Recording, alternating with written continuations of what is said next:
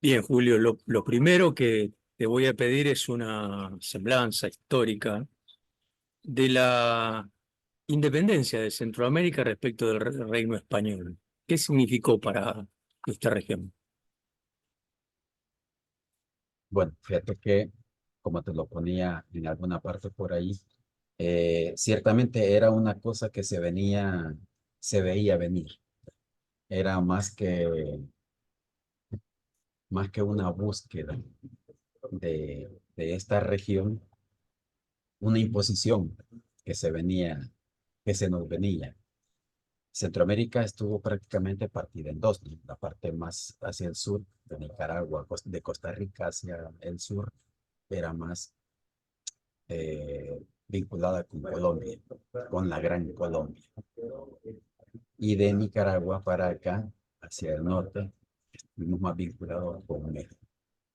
Y ambas regiones estaban en procesos de separación. Entonces prácticamente nosotros fuimos jalonados.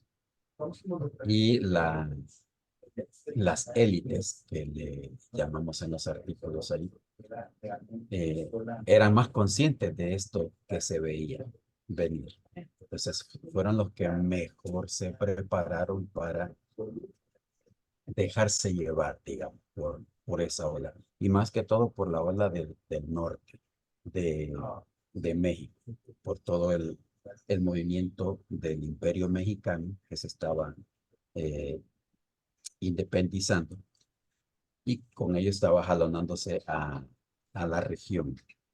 Valga decir que la región, cuando hablamos de la región, es está representada por la Gran Guatemala, la Capitanía General de Guatemala, que en ese tiempo incluía la parte sur de México, Oaxaca, por ejemplo, toda la península de Yucatán. Todo eso era más bien de este lado. Se identificaba más de la región nuestra que de la región más propiamente mexicana.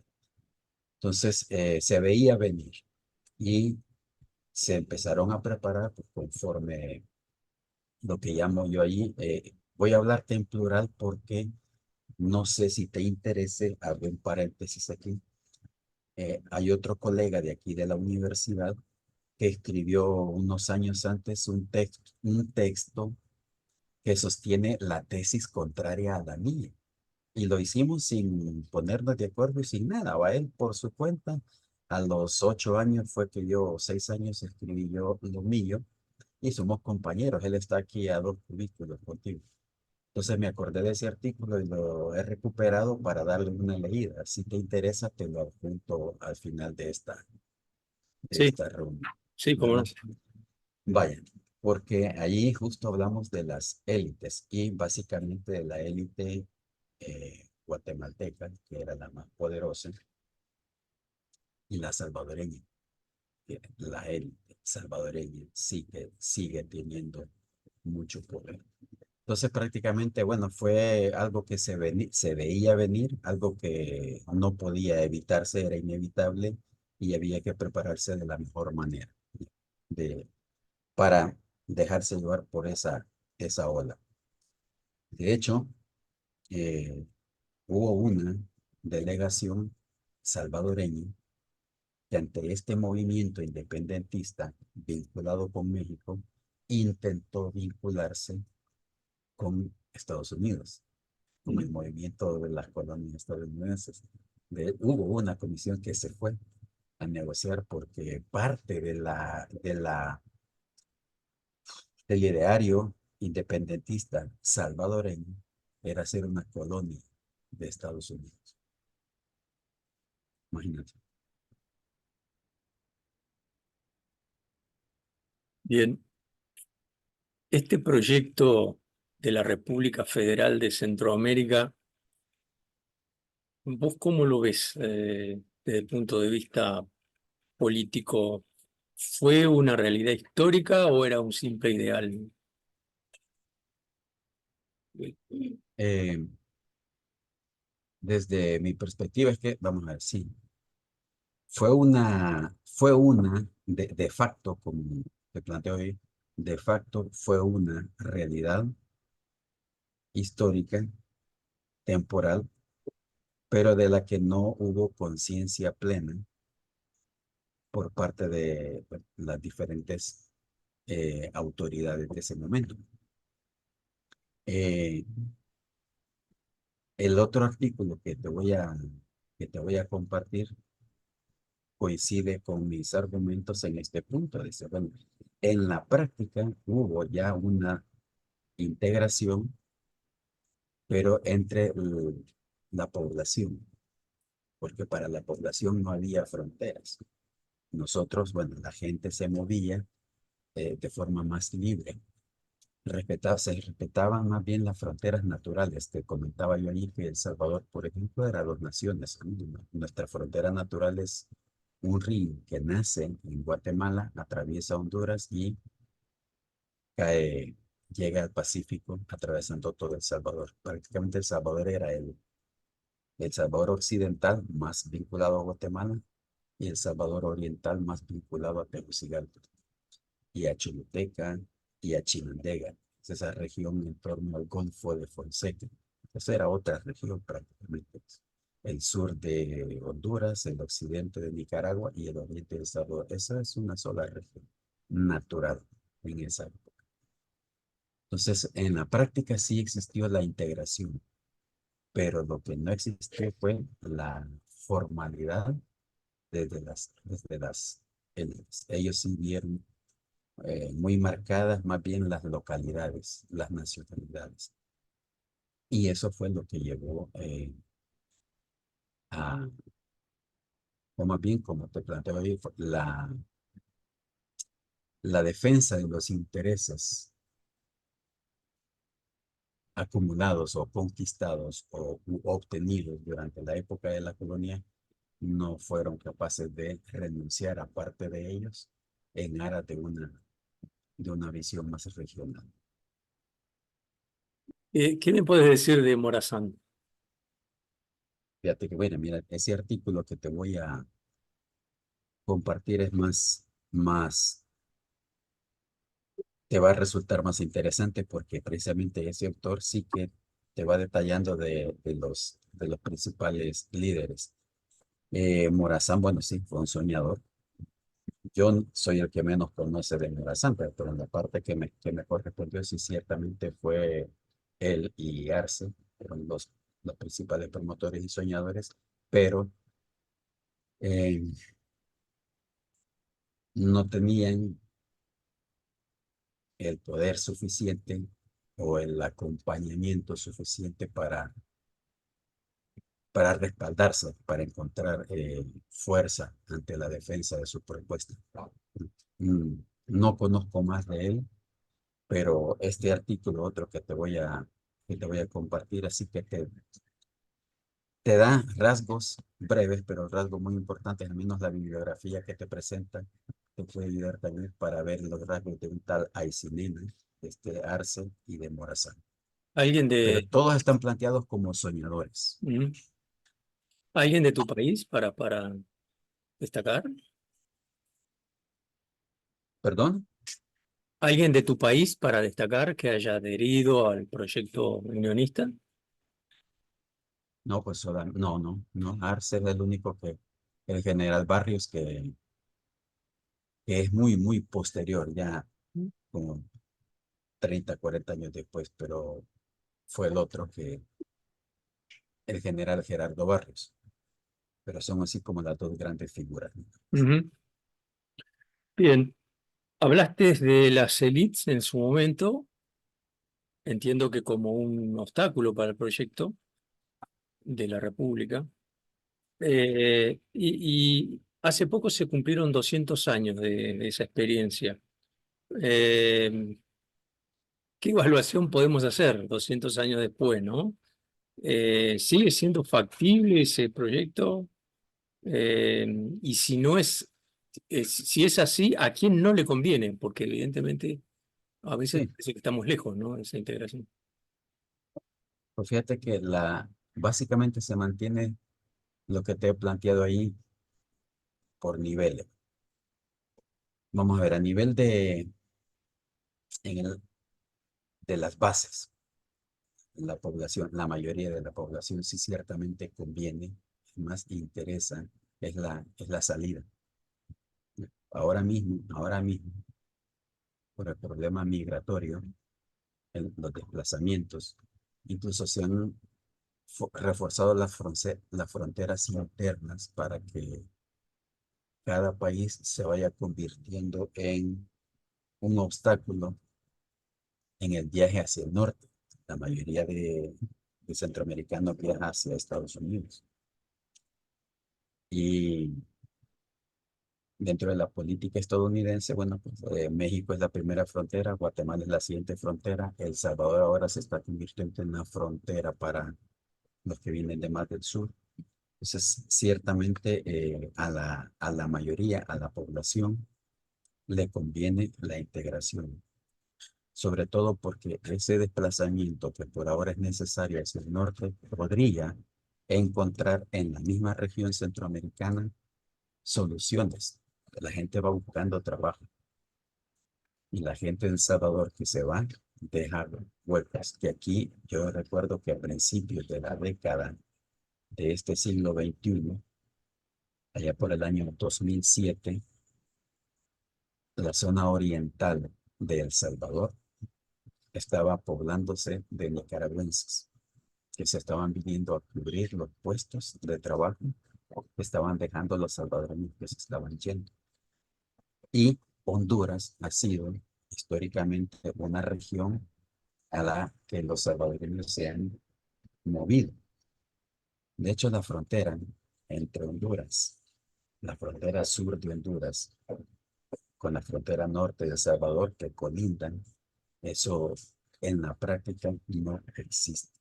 La gente se mueve perfectamente bien y el comercio, fíjate bien, el comercio de las provincias del sur de Honduras lo realizan con las provincias del norte de El Salvador. Tú puedes ver en el mapa ahí, por ejemplo, las... Fíjate, qué curioso que incluso hay una diócesis de la iglesia salvadoreña, de la iglesia hondureña, una nueva diócesis que se ha creado en el sur de Honduras, que es una región tan pobre. El obispo de esa diócesis escribió a la universidad aquí donde yo estoy trabajando para ver la posibilidad de que sus seminaristas vinieran a estudiar a El Salvador, porque les sale más fácil venir hasta la capital salvadoreña que moverse hacia San Pedro Sula o hacia Tegucigalpa. Entonces, para la población, la integración sería una gran solución, sobre todo porque se recuperarían esas regiones que por naturaleza nunca tuvieron fronteras. El norte de El Salvador con el sur de Honduras, el oriente de El Salvador con el sur de Honduras, el suroccidente de Honduras y todo el occidente nicaragüense. Y por otra parte, nuestra parte, El Salvador, el occidente de El Salvador mantiene un comercio fluido con el occidente, con el oriente guatemalteco. O sea, hay regiones que por naturaleza nunca han reconocido las fronteras formales. Digamos que extraoficialmente o informalmente están integradas. El problema, la dificultad está con las grandes élites. Te voy a hablar, por ejemplo, de la salvadoreña, que es la que mejor conozco yo, porque estuve leyendo ahí uno de los diarios oficiales de la época que lo recuperé para esta entrevista, por ejemplo, para en el año 1881, fíjate, 1881 fue el primer decreto del Congreso salvadoreño en que eliminó las tierras, el modelo de propiedad de la tierra que se heredó de la colonia y que favorecía a las comunidades indígenas y a los pueblos ladinos. Entonces, la expropiación de la tierra. Y en el argumento que presentan en ese decreto es que la propiedad comunal y la propiedad ejidal, que fueron las formas de propiedad de la tierra, eran un obstáculo para la agricultura. Entiéndase, era un obstáculo para la introducción del café, que era lo que estaba en, llegando en ese momento. Entonces, prácticamente la élite salvadoreña le quitó la tierra a las comunidades indígenas y a las comunidades campesinas para, y dice entonces, y que queden a libre, que queden en libertad para que la compre quien la necesite o quien la pueda usufructuar. Obviamente la podían comprar ellos, porque además eran el gobierno y después hubo otro decreto que les permitió comprar a bajo costo y con créditos blandos, de tal manera que en cuestión de 10 años cambió la configuración de la propiedad de la tierra en El Salvador. Esa élite sigue siendo hoy en El Salvador la que tiene el control y no está dispuesta por ningún motivo a integrarse con ninguna región. ¿Y para qué se están viviendo? Y supongo yo que lo mismo pasará con estas otras élites en, en los otros países. Ujú. Pero yo sí creo que la integración es necesaria, es que es la salida para este tema. Luego te menciono yo en algunas partes de las respuestas que te puse, pero que las comenté en el artículo, que la integración pendiente, que sigue siendo pendiente, es con el Atlántico. El Atlántico sigue siendo, y más que sobre todo para El Salvador, que nosotros no tenemos salida del Atlántico. Pero el Atlántico es otro mundo. Yo viví en Nicaragua unos 4 años, pero hace ya mucho tiempo. Y sí, ciertamente, ir para el Atlántico era una aventura. Entonces, conocí un poco Panamá, pero hace muchísimos años que estuve también en este país, pero ahí sí es otra realidad muy completa a la, a la de Centroamérica. Yo ya sé la respuesta, pero quiero que se la cuentes a la gente que nos ve. El rol de Inglaterra en su momento, eh, ¿cuál fue, digamos? ¿Fue preponderante para el proyecto de integración? ¿Lo retrasó, lo estimuló? ¿Cuál fue? Yo diría que fue como otro modelo ahí, se afincaron en Belice.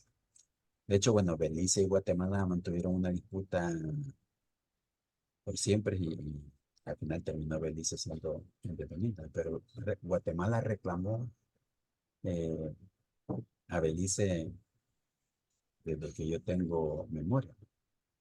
Entonces, no, Inglaterra fue como, bueno, la presencia de alguien más, de ese alter eh, que le sirve de contraste. Yo soy la élite, yo soy el que manda, pero ante la población, ante los comerciantes, sobre todo los pequeños comerciantes, Inglaterra significó como ese otro con el que sería posible negociar.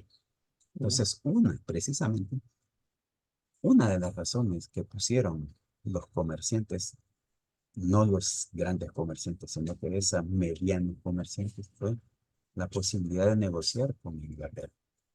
Porque, y de hecho muchos negociaron, había canales de comunicación con los ingleses vía Belice. Entonces nunca fue, digamos, una amenaza a la corona española. Y yo, sin ser experta en la materia, no creo que haya sido eh, el interés de la corona inglesa disputarle a la corona española. Pero sí, llegaron, digamos que en esta efervescencia de navegación, de descubrimientos, así como llegaron portugueses, franceses, holandeses, pues llegaron ingleses también, solamente que llegaron cuando la corona española estaba establecida. disputarle a la corona española no era buen negocio. Llegaron a Belice, no sé cómo exactamente llegaron a Belice, se establecieron allí y desde allí supusieron, se constituyeron en un referente más. Y ahí está otro, otro europeo con el que se puede negociar. Y de hecho estamos negociando. Y esos eran los argumentos que se planteaban eh, para que las grandes élites liberaran un poco el comercio para que pudieran negociar. Por ejemplo, El Salvador, que la producción de añil de El Salvador es en la zona norte, que es la que tenía más facilidad para salir por Honduras y tenía salida hacia el norte. Pero ese, ese comercio fue obstaculizado. Todo el comercio tenía que salir por el occidente hacia Guatemala. Entonces yo creo que ese fue el papel. ¿Mm? ¿Cómo ves el trabajo que hacen organismos regionales como el Parlacén o SICA? ¿Sirven para algo? Yo creo que, no, bueno, el Parlacén, al menos aquí en El Salvador, sí que está desprestigiado. No. Yo creo que el problema de estos organismos es que están tan distantes de la realidad cotidiana de la gente que, que no entienden. Además, no hay mucha actividad pública. Entonces, no se conoce qué es lo que hacen. Y en parte creo yo que se debe precisamente a la estrategia de que Centroamérica siga siendo naciones independientes, totalmente soberanas. Un concepto de soberanía que dice, mira, no te metas conmigo, yo no me voy a meter con vos. Y bueno, en el aspecto positivo está bien, pero yo creo que a veces es necesario meterme en los asuntos del otro, al menos para dar mi opinión. Pero la cuestión es que el Parlamento Centroamericano es el gran desconocido en la región. No creo yo que la mayoría de la población entienda de qué trata eso. Porque tiene más peso el Parlamento, los parlamentos nacionales. Yo escribí en otro artículo, siempre en esa misma revista, a raíz de las elecciones aquí en El Salvador, eh, un texto en donde afirma que en El Salvador, donde está el poder real es en el Parlamento. Aquí le llamamos la Asamblea Legislativa, porque ahí es donde se negocia todo. Eh, y creo que eso pasa también en los demás países. Donde está el poder real es en los congresos, donde se negocia todo. Normalmente los presidentes son una figura que tiene más o menos poder dependiendo de la cuota de poder político que tenga en el Parlamento. Fíjate que ese escenario, por ejemplo, en El Salvador ha cambiado con el nuevo gobierno. Pues tiene el control total del Parlamento y de las demás instituciones del Estado. Es otro tema que estoy dándole vueltas para reescribir ese artículo de hace unos 5 años. Eh, bueno, eso entonces del Parlacen no se sabe mucho, pero es porque ni al Parlacen le interesa darse a conocer, ni a los políticos, los partidos que tienen su representación ahí les interesa. Eh, pero el otro, la Secretaría de Integración, es así que ha tomado medidas, por ejemplo, que han beneficiado y ahí sí porque a la gente cuestiones prácticas sí le son útiles. Por ejemplo, lo de el CA4, no sé si lo conoces, ¿no? Este decreto que permitió moverte por estos países, Guatemala, El Salvador, Honduras, Nicaragua, sin la necesidad del pasaporte, simplemente con el documento de identidad nacional.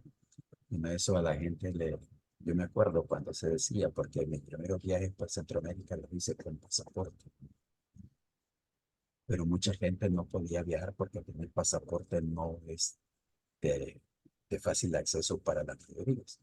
En cambio, con la cédula, el documento de identidad, con ese se empezó a hablar. De hecho, eso favoreció para el pequeño comercio. Mira, yo viví un tiempo en Honduras, en la zona norte, por San Pedro Sula. Yo viví 3 años en esa zona y conocía gente y hablaba gente, comerciantes que viajaban hasta El Salvador a comprar productos para llevar hasta el norte.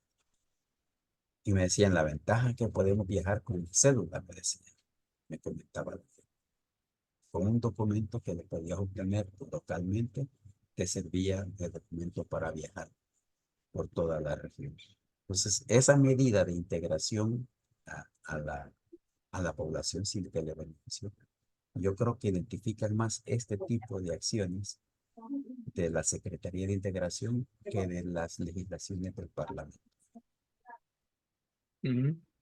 Bien, muchas gracias, Julio. De nada, Gustavo.